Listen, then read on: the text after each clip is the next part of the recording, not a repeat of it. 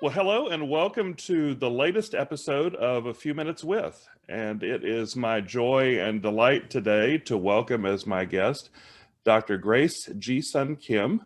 Dr. Kim is an ordained Presbyterian minister and professor of theology at the Earlham School of Religion in Indiana. Many of you know her from her extensive list of books that she's written over the years. I think this brings the total to 19. One of which, Reimagining Spirit, Keeping Hope Alive, was named by Englewood Review of Books as one of the best books of 2019. She's a member of the Working Group on Climate Change for the World Council of Churches and the Presbyterian Church's Social Ethics Network. She's been named by Englewood Books as one of the 10 important women theologians you should read.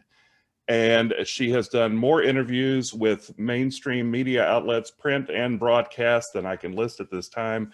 And at the end of this episode, you'll see a link to her blog. I encourage you to go and see everything she's got. It would take an entire episode to cover her extensive resume and accomplishments. So Dr. Kim, thank you so much for being with me today.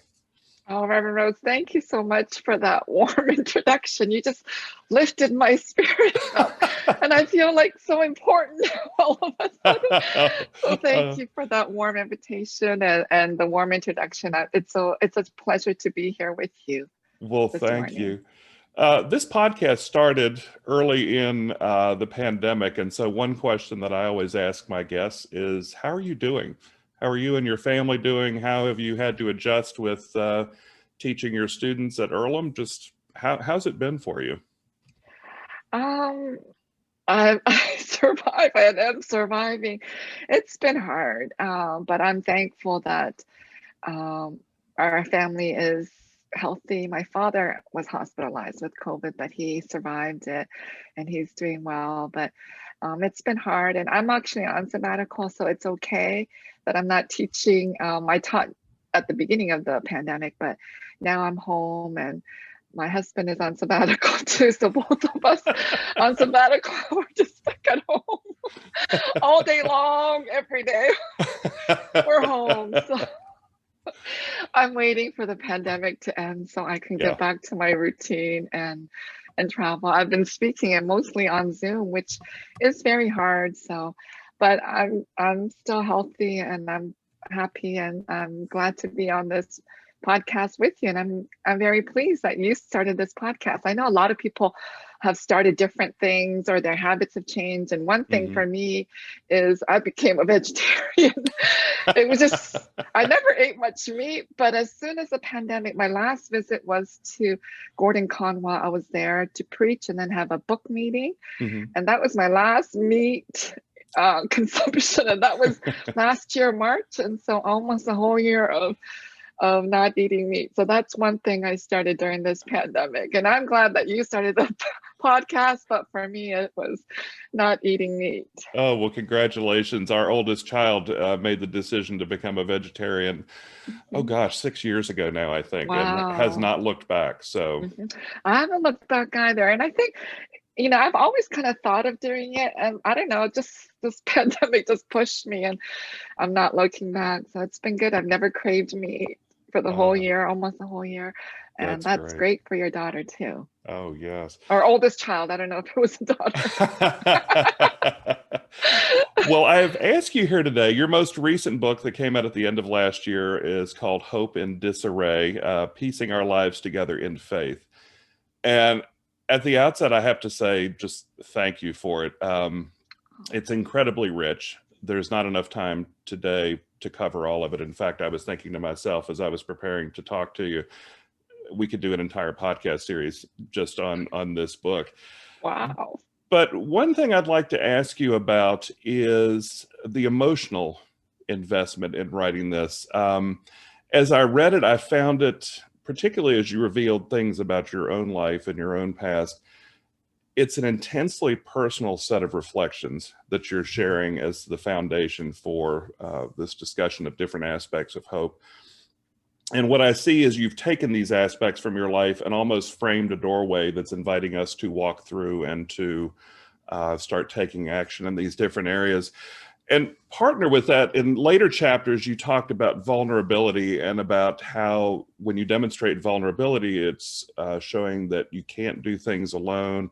It opens a pathway to honesty and to accepting the brokenness of others. And it's really a symbol of hope and grace and love. So I have to ask, when you started this book, were you thinking at that time that it was going to take you through this route of vulnerability, or is it something that developed as you were doing the writing? It's so hard to be vulnerable, and I've written stuff like short pieces in the past about being vulnerable, especially as being a mom and being vulnerable. Hmm. And it is gut wrenching to share my life sometimes. And I think I share it more on print, like in books, than I Hmm. do maybe in social media. I know other people share so much on social media, like pictures and so forth. I'm a little bit more reserved, and it's a weird phenomenon for me, but I think I share more on print because in so many cases, I've written books, and my earlier books are very academic and I don't share as much. But as I keep writing, I write for the church and more for the general audience. They don't even have to be Christian. And I'm hoping this book isn't just for the Christian community, but those who are just looking for hope. And I feel it's kind of important to share my life because some people think, and social media is a problem in that way. We just present the good things, right? Hmm. We present, oh, the gift that we got, or the great things about our family or our kids. And so it doesn't show the bad stuff in many cases. Hmm. And so I think so people think, oh, my life is all rosy and everything is good. But that's not the case. And if we look at anybody's life, nobody's life is like that. So I do share personal struggles and my personal life in a way that I'm very vulnerable. But I think in that way, it opens up kind of the topics that I do want to share. And, the book covers, racism and sexism and, um, those are vulnerable things that women go through and people of color go through. So as I share, I know I'm not alone. You know, the experiences that I've gone through, they may not be exactly the same as other people, but they will be able to come to those topics and say, hey, I've experienced it. And so they can enter those experiences. And so even when I teach theology, I always tell my students, you know, theology is biography and biography is theology in Hmm. the sense that we come to know God through our own life experiences. So, your life experience, Reverend Rose, is so different from my life. But I'm sure if we had days to sit around, there'll be commonalities. We both are experiencing climate change.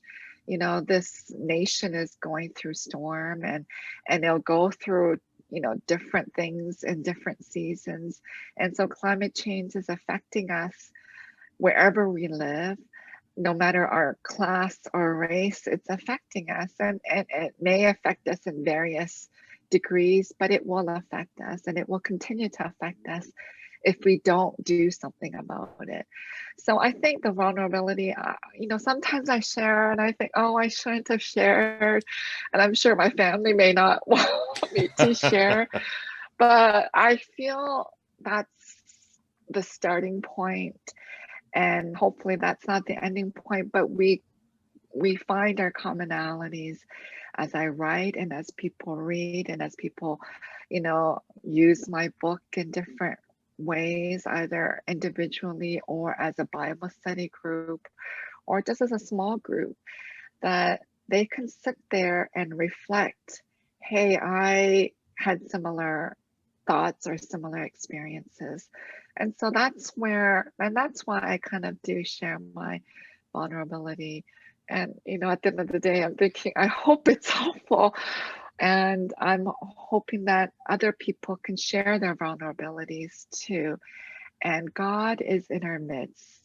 You know, Hmm. God is in our pain and our sorrow and our depths of despair. So we find God there.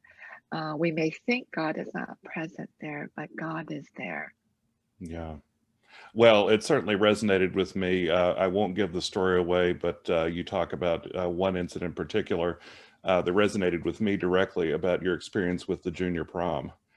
And I thought back to an incident that I had with my senior prom that was very similar. But you know, there's a lot of power in what you shared. And again, it's such a gift that you're giving of yourself to put these particular things. I mean, there are some, I talk about the prom story and that's light. You get into some very heavy personal experiences. So it's a gift, and I think it will certainly resonate. But out of that, you come to the crux of the book, which is hope. And you've done something really interesting, and I'm wondering if you'd talk a bit more about it. You know, a lot of people, myself included, think that hope is the means to an end. And you've actually flipped this. I think you refer to it as the hierarchy of hope. You flipped it where the hope is not the means to the end. Hope is itself the end, and the joy and peace that, I think come from the hope are actually the foundation for it. Talk a little bit about how you arrived at flipping the script and making hope the end rather than the beginning. Yeah, I tend to flip a lot of things around. And you may see that throughout the book. So one of the phrases is, we grow up thinking, and I think I reflect on it too about Ripley's Believe It or Not. So Yep. thank you for reminding me about my pain about the prom incident. I've never talked about it in public, and I've only shared it with my friend, my close friend. And then now you just reminded me, I wrote it in the book for everyone to see the pain that I went through. Going through that prom experience. But all of our lives, and that's just a little pain. It's not like Yeah. huge pain, but it's this vulnerable part that now I remember I wrote about it. But I flip a lot of things. I wrote about Ripley's Believe It or Not. I grew up on that show. I loved watching that show. I can't remember what night it was on, but I would Oh, wait to watch it. I can tell you And exactly when it was. It was oh, Sunday night uh-huh. at 7, and Jack Palance was the host. Yes. And I just loved it. And I know uh, parts of my life I had to go to Sunday night worship, so I missed it. Hmm. But when I didn't have to go to Sunday night worship, remember when we had Sunday night worships? Yep. I just loved the show because it was just so fascinating. People, doing crazy things. And Ripley's Believe It or Not, the host would always say, "You won't believe it until you see it." So I flip it around. And I think when it comes to our faith, faith is all about um, seeing, not seeing and believing, but now I'm getting it all mixed up because I got so excited about the show. So Ripley's Believe It or Not said, we see and we believe.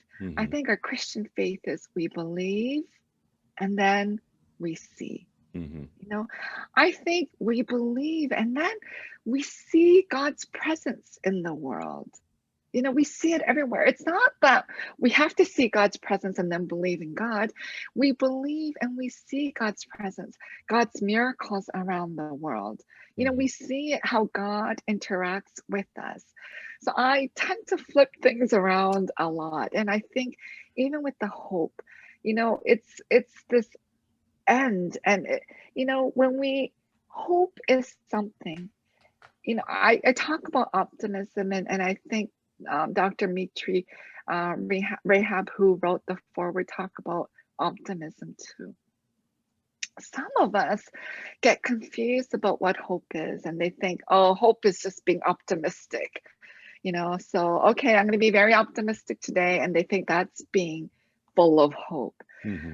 But it's not that, optimism just ends there and it's kind of flat.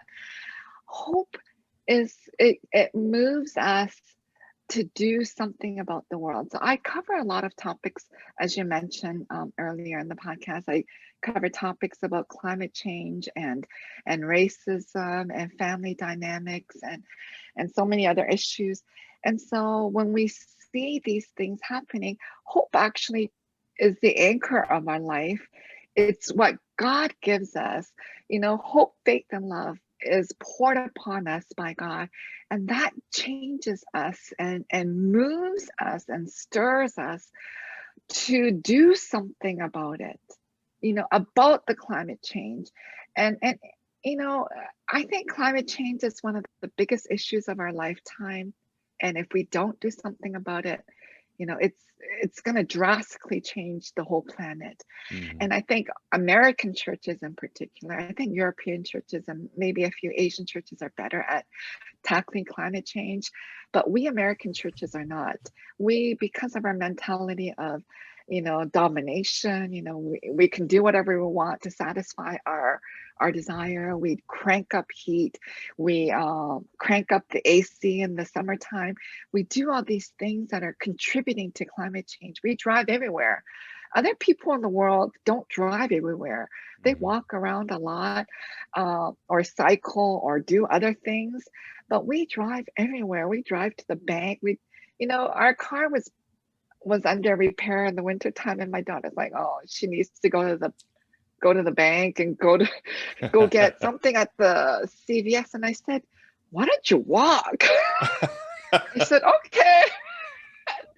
You know, so something so simple, but she thought she can't go because our car is under repair. And I said, you could just walk down the street. And it didn't take her long. It's just down the street. Right. So sometimes we just get in the habit of doing these things which contribute to climate change. So we have to reframe this. And, you know, God gives us this hope, and hope will actually change the world.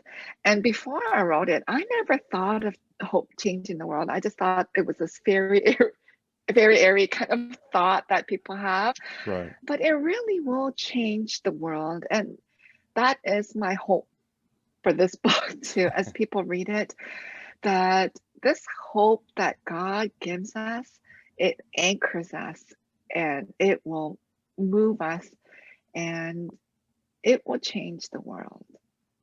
You know, it's interesting you mentioned climate change. That was something I wanted to talk about as well. You know, we're tasked, and you talk about the fact that even as far back as the early verses of Genesis, we are tasked with caring for God's creation.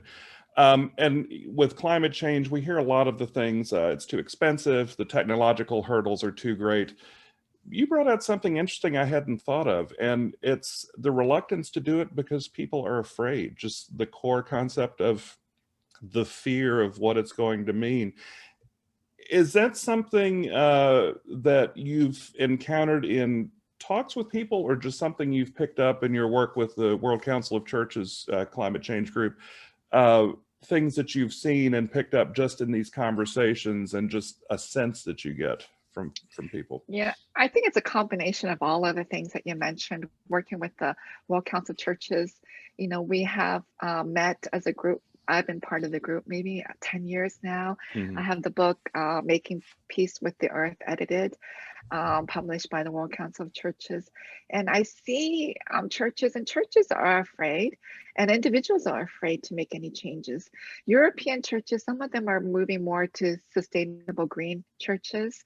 So they're trying to save energy, save electricity, save water, so many different things. We in the US live in this disposable lifestyle, in the sense that we use styrofoam cups, paper plates, these plastic forks, you know, at these gatherings at churches. You know, Korean churches love to eat. So before the pandemic, you know, we eat every week, and a lot of it is disposable stuff. So we throw away everything. We have, I remember bagfuls and bagfuls after church on a Sunday, after Mhm. lunch, of garbage. So I think we're afraid, and it takes extra work to wash dishes and wash utensils and cups. So people don't want to take the extra step. People are afraid that, we're going to lose jobs. But, if we go into this renewable energy, it's going to create different jobs and maybe more jobs. And the end result is we're going to live a greener life. And for generations to come, people will be healthier. So much of our health problems today, a lot of it is because of climate, because of the pollution that affects climate change. So, the air pollution, the water pollution, the lead in the water, all these things are affecting our health and creating cancer and other illnesses. And so I think we need to be not afraid of change. We are afraid of change. And we have this Christian understanding, this American Christian understanding of domination. So the Genesis passage that you read or you reference, we feel like we're called to dominate over the earth, but we are called to take care of the earth. We are to be the keepers of the garden, the garden that we plant and so forth. And so we have to kind of flip our understanding of God's requirement of us, or our misunderstanding, and understand that God wanted us to tend the garden. God wants us to take care of the earth, take care of the animals, take care of the wildlife and the planet. And we have to stop destroying it. We're getting rid of forests. We're getting rid of, the Amazon in rapid, they say like football field a day or many football field a day. We're just cutting trees down. And the consequences, the Amazon is the lungs of the earth or parts of the earth. These trees, give us new oxygen to breathe, and we're just getting rid of it for our own selfish needs. The Amazon provides medicine, and it's been part of, we're anyway, I can go on and on. It could be another podcast. But we should not be afraid. We should rethink and reimagine how we can work to save the planet, and we will not be afraid. And that's my hope too. Well, speaking from your context as a Christian, do you think the Christian church, Christian denominations are doing enough to frame this in theological terms where it's more resonant? Or is there more work that, I as a clergy person, for instance, could be doing to try and remove it from the political sphere that you talk about in the book and frame it more in, religious and theological terms that might resonate more deeply? Yeah, I think our churches are theological. You see, the church doctrines that we have. So, most of our churches have doctrines. I'm at Earlham School.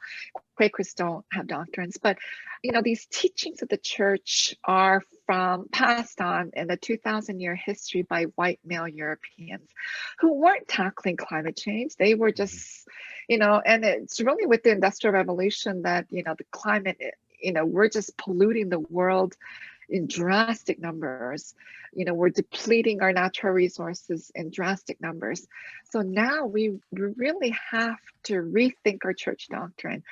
And so one of the other edited books I did with Dr. Hilda Koster is Planetary Solidarity, reimagining church doctrines from this understanding of climate change and from women's perspective.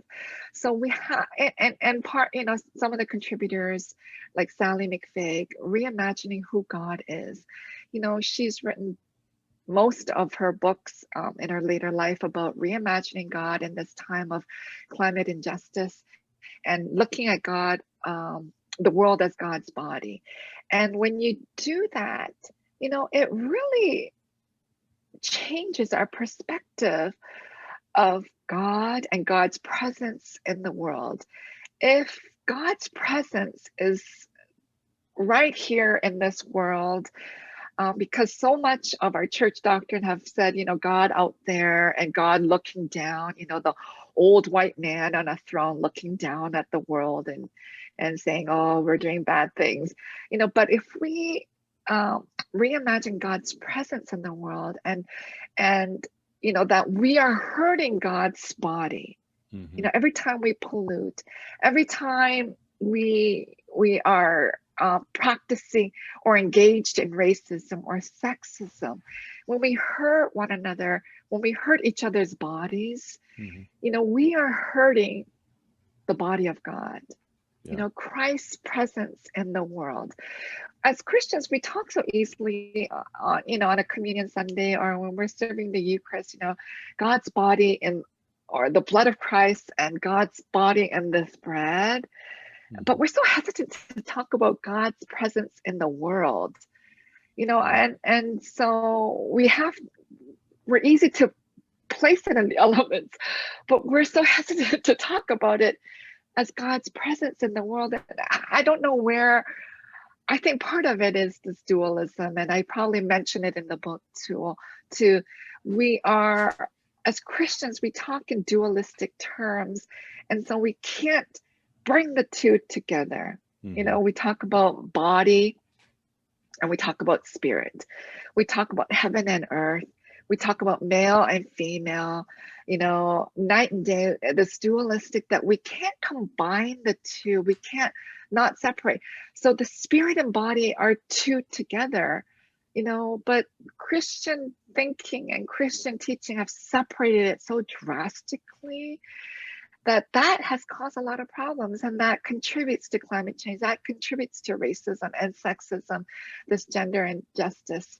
So I think in some way, when I flip things around in the book and turn things upside down, I just think if we look at it more holistically, if we reimagine God's presence in the world and not just in the elements that we serve during Eucharist, I think we would learn to love one another better.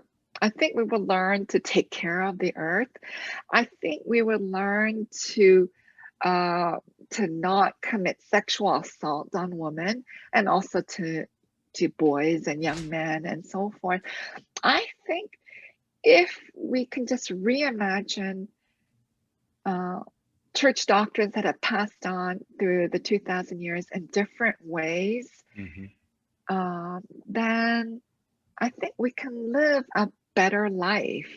In the book, I also reflect on the story about when my PhD professor was asking us, what does it mean when we pray the Lord's Prayer and we say the phrase, let thy kingdom come? Right. Yeah. Right. And I write about it, and I remember it clearly as if it happened today, like this morning. And he asked the class, there were like 20 of us PhD students, a few master's students sitting around. Everybody's so eager to answer. And I'm always the shy one in the class. I hate answering because I always feel like I have the wrong answer. So that day I had my head down and he's like telling everybody, no, that's the wrong answer. That's the wrong answer. I'm like, please don't ask me. So, the best way is to put your head down and you think, then you're invisible. And thankfully, he never asked me because I didn't know what to say, because I hate when professors ask those simple questions because I know it's a trick question. Yeah. Or it's going to be something that is not what we think it is, because Right. it's such a simple thing. I've said this prayer over and over again. And I grew up in London, Ontario, where we said the Lord's Prayer every morning. That was our ritual. We prayed it every morning before the announcements that was said in class. So we grew up, it was a very Christian community. So we prayed the Lord's Prayer, and I'm thinking, I'm not going to have the right answer. And he said, everyone, everybody's answering and everybody's giving the wrong answer. He's saying wrong, wrong, wrong, wrong. And he goes, I'll tell you what the answer is. And he says, when we pray the Lord's Prayer, let thy kingdom come, he says, what we're praying is, let my kingdom go. So that, it was such a simple answer, but it stayed with me. And I don't know if it affected the rest of the class so profoundly, but it affected me. And I talk about it a lot, and I wrote about it in this book. But it affected me because I think part of our Christian problem is we build our own little kingdoms everywhere. Right. We love to be the king and the queen of our kingdom, right? We build it, and we're so happy about the little kingdom that we build. It may be a structural thing. We maybe the pastor, and we love to build our little kingdoms. It may be as a professor, it may be as a leader, it may be as a family. You love to build your little kingdom, and you're Hmm. so happy building it. So whatever you build in your own little kingdom, who cares what happens outside your kingdom? As long as your kingdom, you're happy. And I remember I grew up with the phrase NIMBY, not in my backyard, right? As long as it doesn't happen in my backyard, not as long as there's no garbage in my backyard, I'm okay, because Hmm. I can just pick up the garbage in my backyard. But we gotta let go of these little kingdoms that we build. And I must confess, I love building my little kingdom and my kingdom of my little family. I love to control everybody in my family, but we can't do that. So whatever kingdom that we're building, we have to let it go. As we let it go, then we allow God to reign in our lives. Let it go, whether it be our churches or our communities. We really have to let it go so that God can reign. And when God reigns, then these issues of climate change and racism and sexism, all these things, we have to let it go and see, how are we going to work? Hmm. And the hope that God gives us helps us to make these changes. It really stirs us to move to do social change, social justice in our lives. Micah 6:8, to what is the phrase? You probably know it better. To live humbly and do justice. Yes. Something like that, right? Yeah. Micah 6:8, you can reference it better later. But, that's the hope that God gives us, that anchors our life to change, to make changes in our life. I had a question that I was going to end with, but in listening to you talk, I think in some respects you've answered it. There was my previous career before going into ministry was in communications. And so I'm used to words inspiring and words calling and words motivating. There was something early on in your book that I read that has continued to bore its way into my head. You talked about putting down words that will walk with people on this journey. And that was such an incredible way to think of it, because I don't think myself of words walking. But in having this conversation with you and having read the book, it really, it seems like the appropriate word for it, because it is, words are not finite. If they're printed, they're there in perpetuity. But, you know, as you've reflected and shared on some of these issues, it's the words continue to move. As you said, you wanted them to journey with us, and they very much are. So I just wanted to know how much I loved that action verb that you've now given to words, because it's not one that I've ever thought of, and it's incredibly beautiful. So, Oh, well, thank you for mentioning it. It kind of comes along with the book I wrote before Hope in Disarray is Reimagining Spirit, as you mentioned at the beginning. mhm. Reimagining Spirit, because I'm rethinking who the Spirit of God is. And one of them is vibration. And I'm thinking your listeners may be all like shocked now. But vibration, in the sense that every living thing vibrates, Mhm. right? The cells, no cell is static. They all vibrate. And then I reference and go back to the Genesis creation story where God speaks, right? On the first day, God said, "Let there be light," and there is light. Mhm. Words are vibration. They come from our mouth and they vibrate. And so it's this wave. I don't know, it's hard to, without going deeply into that Reimagining Spirit book, but these are actions. And God, you know, God, the word spoke out of God, and it was action, and it came to be. And so the Spirit of God is in us, and our words are that powerful. So the words, we want the words to walk with us. It affects people's life. It changes people. That's why you get up on Sunday morning to preach. Words are powerful. And so Mhm. I'm hoping that people will walk, and these words will affect their walk in this journey of life with God. Well, I think So, they will, yeah. and I'm going to invite you, if you would. There's a wonderful section in Final Thoughts where you're wrapping up the book, and you give it almost as a call There's the book right there. I was going to say Yeah. it looks much better in real than me trying to hold it up on my Kindle. Well, I'm glad you're reading it on Kindle too, because that's helping with the climate change issue. So you can invite your church members to read it on Kindle or in print. I know some people have a hard time reading it in Kindle, but Absolutely. But I wonder if you would share, and we talked before about this particular passage and how, and I think it's a great way to wrap up our conversation about how this can be a call to folks. okay. So if you're reading it in print, it's page 125 in my final thoughts, the first paragraph. So I write, in this parting, after you turn the page, close the book, return to life, shut your lids for a night's rest, and feel darkness swathe all around. Call out for something. Call out for love. Call out for peace. Call out for light. Call out for mercy. Call out for God. Reach out, not for the purpose of gaining something in return, but because the call itself is the gift.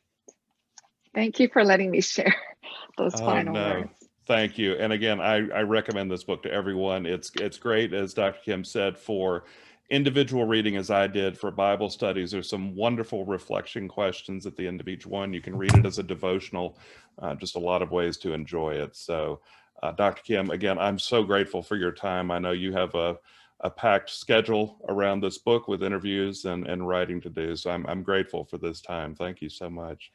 Thank you so much for inviting me, and thank you for being such a gracious host. Thank you. It was a pleasure to be on today. Thank you. Take care.